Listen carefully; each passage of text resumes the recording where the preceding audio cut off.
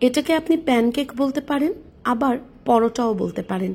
কিন্তু এই ঝালঝাল স্বাদের প্যানকেক বা পরোটাতে কোনো রকমের ময়দা, সুজি, চালের গুঁড়ো আমি ব্যবহার করিনি, এমনকি বেসনও ব্যবহার করিনি। কিন্তু তারপরও জিনিসটা খেতে হবে নরম তুলতুলে। আপনি চাইলে এতে নিজের পছন্দ অনুযায়ী সবজি অ্যাড করতে পারবেন এবং খেতে পারবেন অনেক কিছুর সাথেই। কিভাবে তৈরি করলাম চলুন দেখাই। এই যে দেখুন, আমি সারা রাত ভিজিয়ে রেখেছি মুগের ডাল, মসুরের ডাল এবং ছোলার ডাল। ভিজিয়ে রেখে ভালোভাবে ধুয়ে নিয়েছি। এখন আমি এটাকে ব্লেন্ড করে নিব, চাইলে বেটেও নিতে পারেন। ব্লেন্ড করার জন্য আমি সামান্য আদা, রসুন আর কাঁচামরিচ দিয়ে দিচ্ছি। এটা অপশনাল, ইচ্ছে হলে দেবেন, না হলে নেই, তবে দিলে খেতে খুব ভালো হবে। আমি ব্লেন্ডারে এটা ব্লেন্ড করে নিয়েছি। অতগুলো ডাল আমার দরকার নেই। ব্লেন্ড করার পর সেখান থেকে 2-3 টেবিল চামচের মতো বের করে নিয়েছি। আর এখানে আছে গাজর, ধনিয়া পাতা, পেঁয়াজ কুচি, কাঁচামরিচ কুচি। এখানে চাইলে বাঁধাকপি দেওয়া যায় বা নিজের পছন্দের অন্য যে কোনো সবজি দেওয়া যায়।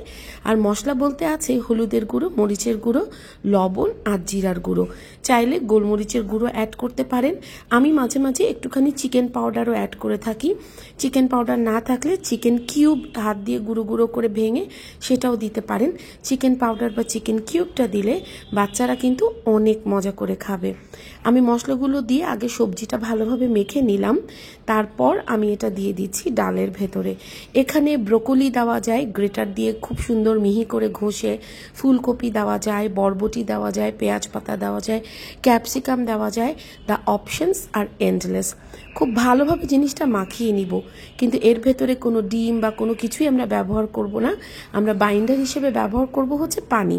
এই মিশ্রণটা একটু পাতলাই হবে, খুব বেশি ঘন থকথকে মিশ্রণের প্রয়োজন নেই।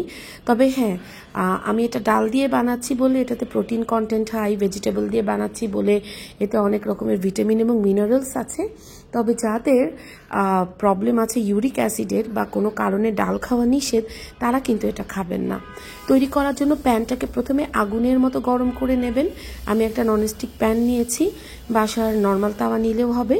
তারপর এতে এই ডাল সবজির ব্যাটারটা সুন্দর গোল করে দিয়ে দিবেন।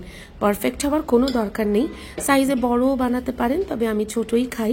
আমি এতে সামান্য একটুখানি ঘি ব্যবহার করছি, চাইলে এটা নাও দিতে পারেন, আবার চাইলে সানফ্লাওয়ার অয়েল, বাটার বা অন্য যে কোনো কিছু দিতে পারেন। আমি সয়াবিন তেলটা খাওয়ার পক্ষে না, এই জন্য সয়াবিন তেলের কথা বললাম না। এনিওয়ে, এবার আমরা একটু ঢাকনা দিয়ে রেখে দিব। 30 থেকে 40 সেকেন্ড ঢাকনা দিয়ে রাখলেই হবে। একটা সাইড সুন্দর মতো লাল হয়ে যাবে। এরপর এটাকে আমরা উল্টে দিচ্ছি।